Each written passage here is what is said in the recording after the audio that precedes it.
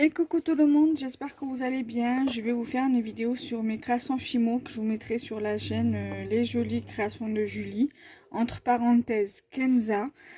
Oui, j'ai voulu faire une chaîne spéciale où je vous montre que les bijoux. Bon, il y aura des tutos, tutos bijoux et peut-être essayer de vous faire des tutos Fimo.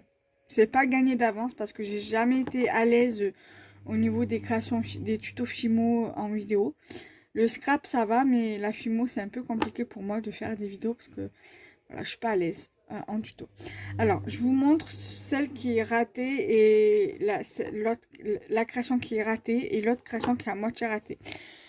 À savoir que depuis 2016, je fais de la Fimo. Voilà. Depuis mai 2016, je fais de la Fimo et depuis avril 2016, je fais des créations de bijoux fantasy.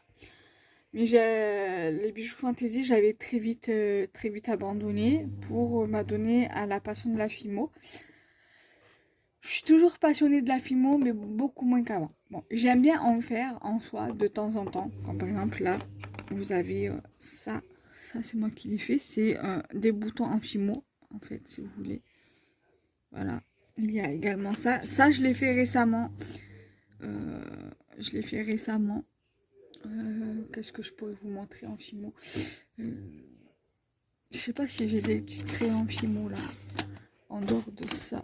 Non, j'avais tout mis dans mon rangement là-bas. En dehors de ça et d'une création qui est pendue là. Ouais, c'est tout ce que j'ai. Ensuite, j'ai fait... Alors, donc j'ai fait cette création là qui de base était prévue pour faire une création parce que j'avais mis un piton à vis. C'est un macaron.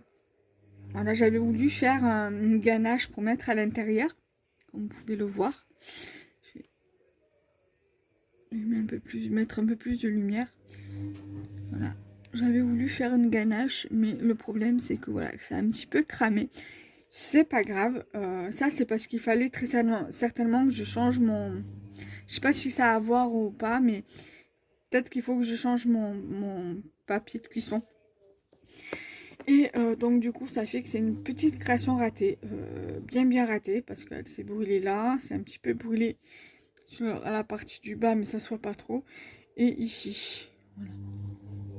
Ensuite, la deuxième création qui est juste un petit peu ratée, c'est au niveau d'ici, vous voyez. J'ai ici, je sais pas comment faire pour le lever. Vous voyez, le papier cuisson, il est vraiment resté, vous voyez.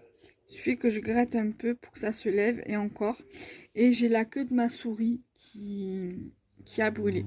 Alors, pour là, c'est pas grave, je pourrais toujours donner un petit coup de peinture. Mais si par exemple j'aurais voulu la mettre sur ma boutique, j'aurais pas pu parce que c'est quelque chose qui ne se concrètement qui ne se vend pas. Je me dis c'est pas grave, je la garde pour moi parce qu'elle me plaît quand même. Et là vous voyez, il y a des petites taches comme si c'était des taches de rousseur, mais en fait non, c'est dû à la cuisson. C'est pas grave, je vais récupérer le piton à vis ou alors je laisse comme ça, je me fais un petit porte-clés pour moi ou une petite déco, je vais voir. Mais en tout cas voilà, je vais le garder pour moi. Et les deux créations qui sont réussies et d'où je suis fière de moi, c'est cette petite tarte façon cupcake. Voilà. Donc ça c'est une base que j'ai, un moule. Et ça c'est un moule aussi. Je sais que je peux faire la texture comme ça moi-même parce que j'ai les plaques de texture gaufre. Mais vu comme j'ai le moule, je me suis dit, tant qu'à faire, je le fais directement avec le moule. Et donc, j'ai voulu faire la même chose qu'ici. Donc du coup, j'ai mis un petit peu de coulis que j'ai fait donc avec de la Fimo liquide et la pâte de chez Action, la pâte Fimo de chez Action. Comme quoi, qu'on peut très bien faire de la ganache, enfin du coulis Fimo avec la pâte de chez Action et de la Fimo liquide de la marque Fimo. Ça marche que mieux. Voilà. Voilà, ça a juste à peine brûlé, hein, mais on ne voit pas très bien, mais c'est pas grave. Donc voilà.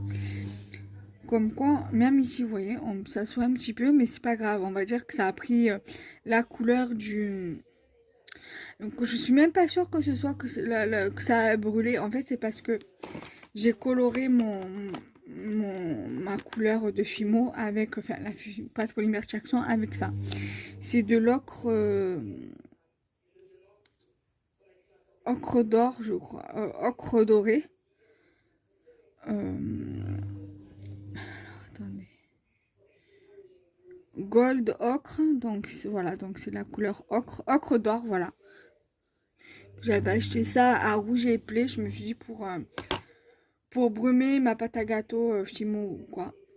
Voilà, donc je suis assez satisfaite, voire même très satisfaite de cette création-là. Voilà. Donc comme vous pouvez le voir, il y a un piton à vis, donc je vais le faire en porte-clés. Et j'ai fait cette tarte façon macaron également. Ourson.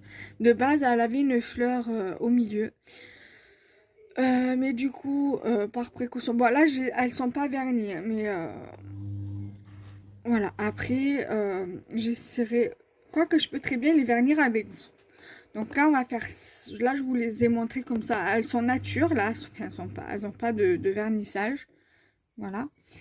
Je vais également... Je vais pas vernir ma souris de suite. Je vais attendre, je vais peindre mon petit... ma petite queue en blanc. Le bout de la queue, là, en blanche. Et voilà. Voilà, les taches, c'est pas grave. Hein, on peut dire que c'est des petites taches comme ça de souris. Même si elle est grise, elle a le droit d'avoir des petites taches noires. C'est pas grave. Mais au moins que je peins un peu ici. Donc, mon vernis, il est là. Donc, c'est le vernis Fimo. Voilà, donc du coup, je vais vernir ça avec vous. Ça, je ne le vernis pas. Ça va partir à la poubelle. Voilà, donc du coup, sur ma deuxième chaîne de création bijoux fantaisie avec des perles, des breloques, résine ou en Fimo, ça sera ma deuxième vidéo dessus, du coup, pour le coup. Donc là, je le vernis. Et après, c'est juste histoire de dire voilà que je le vernis une première fois, au moins le dessus. Après le dessous, je le ferai hors caméra. Mais voilà. J'espère que vous voyez bien. Parce que c'est vrai que c'est pas pratique de filmer et de vernir en vidéo. Il va falloir que j'essaie de racheter du vernis Fimo à Rouge et Play dès que j'ai l'occasion de passer devant le magasin. En général, j'y passe quand je me trouve pas loin en fait. Quand je sais que je dois aller au docteur, que je passe devant, je rentre, je prends ce que j'ai besoin et après je repars. Donc voilà, là j'ai verni. J'essaie de pas trop mettre les doigts où il faut pas. Voilà.